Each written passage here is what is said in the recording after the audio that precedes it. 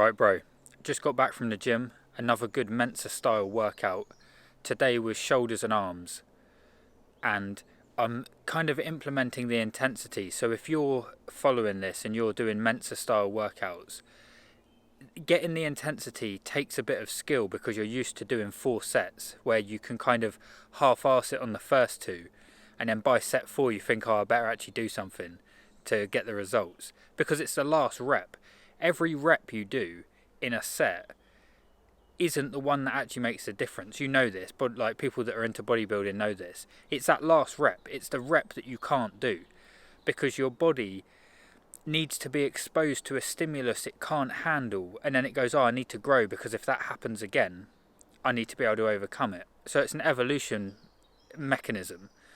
If you were stuck under a car and you couldn't lift the car off you, this is how people magically like lift cars, you know, when there's a baby underneath, because we're built to survive.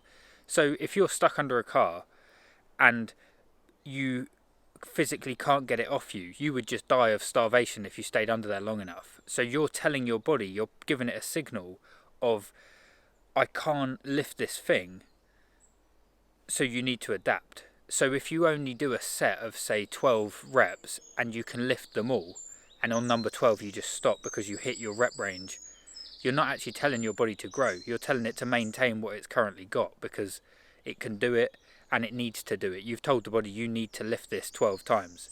And then when you next go in the gym, it has to lift it 12 times again. So it maintains, you won't lose muscle that way, but you're not going to build it. And the way you build muscle quickly, according to Mike Mentzer and Arthur Jones, is stimulate the muscle to absolute failure, and then it will have to get bigger so that next time it doesn't fail. Because that's a survival. Anytime you're in a high intensity situation, that's survival. Your nervous system doesn't know that your life isn't at threat, sort of thing.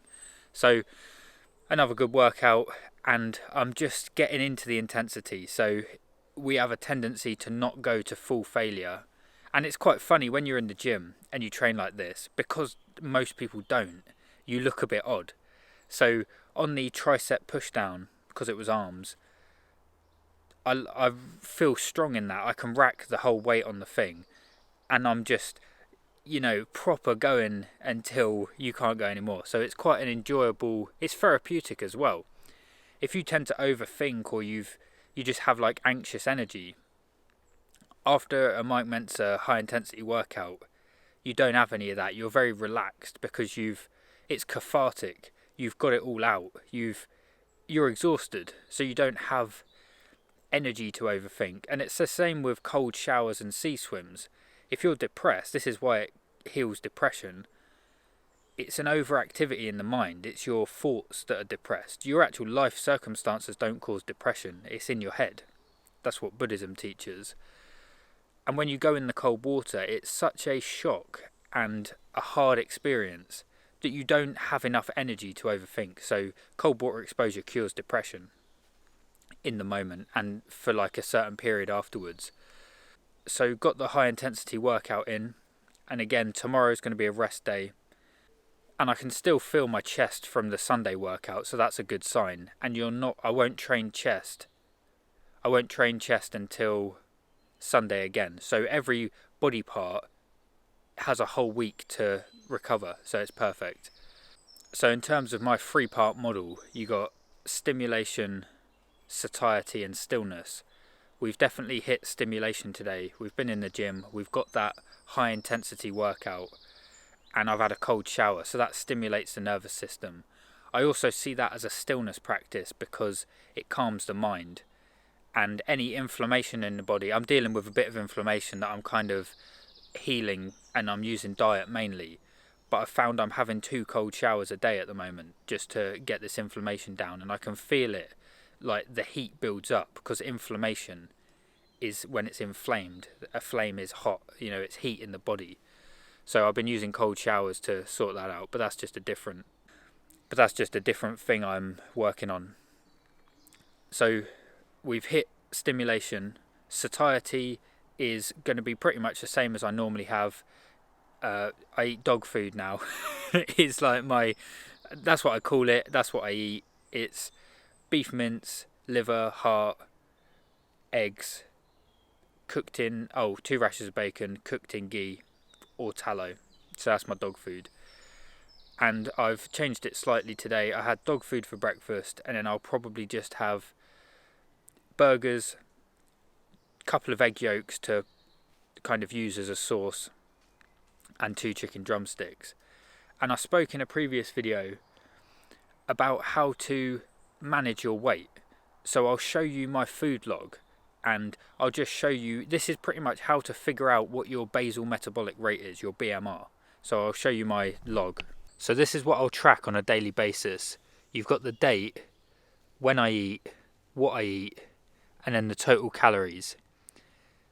So on Friday the 17th, I woke up and I weigh myself completely empty. So I haven't eat. I go to the toilet, don't eat, don't drink, weigh yourself. So that's my empty weight on the morning of Friday the 17th. That's the exercise I've done that day, and this is the food I've eaten. So on Friday, I weighed 171.3 pounds. I did 30-minute walk, and I consumed carnivore food up to 2,440 calories. So each day you know what the outcome is from what you've done. So that's Friday the 17th.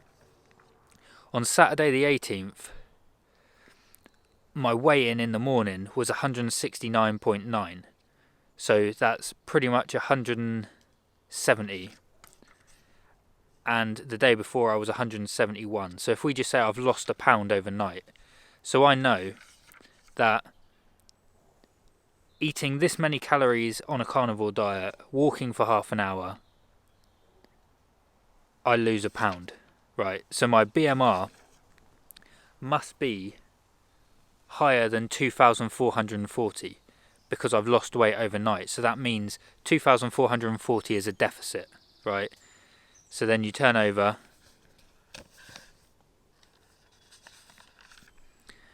and then on Saturday I had 2 meals, a total of 3,480 calories, and did sort of an hour and 20 minutes walking. So then you take that number, that's what I weighed in the morning. Then the next day I weighed 168.8. So that's pretty much a pound down as well. So that would suggest that my BMR, my maintenance calories, is higher than 3,480. So I have got, according to a BMR calculator, it should be about 2,500. So my metabolism is very good on a carnivore diet. 169.9, so we'll call that 170, and we'll call that 169. So that's a pound. So even consuming 3,480 calories, I've lost a pound. So then we look at Sunday. I had 2 meals, total of 3,000 calories.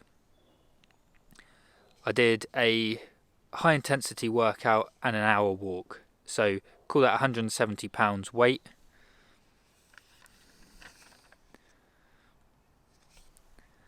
And then Monday I had 2 meals, 2,760 calories. But if we just look from the day before, I was 168.8 and now I'm 168.5. So eating 3,090 calories and doing the Mentzer workout, on that day it was very close to my BMR because I haven't lost that much weight. And then from this day, 168.5 to 167.5, I've lost a pound. So 2,700 calories plus a walk, that's below my BMR. So you get the idea. So you track it every day and you can see trends. And I find I've been doing abdominal massages because I have a lot of inflammation. I've got like digestive issues that I'm trying to heal. So that factors in quite a lot to how much weight I will either maintain or lose overnight. So some of those days, it isn't the walking or the high intensity exercise that's done it.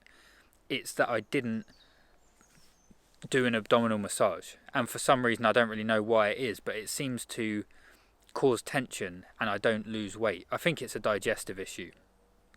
But if you track those things, what you eat, how many meals, what kind of food, because I always can eat a lot more meat than I can carbs and still lose weight overnight.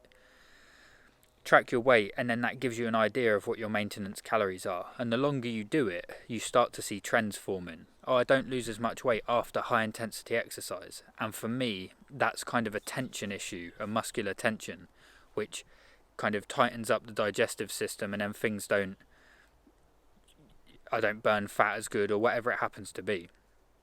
So that's how I'd recommend tracking calories.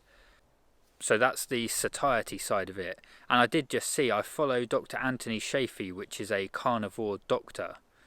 I follow him on Instagram, and I just saw that he's just visited Jason Statham. And I'm not really that into Hollywood or the music industry. I think they're not the greatest influencers for people.